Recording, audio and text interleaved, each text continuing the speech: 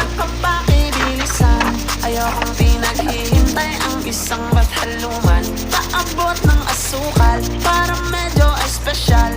Gusto ko matamis tulad ng ngiti ni mahal.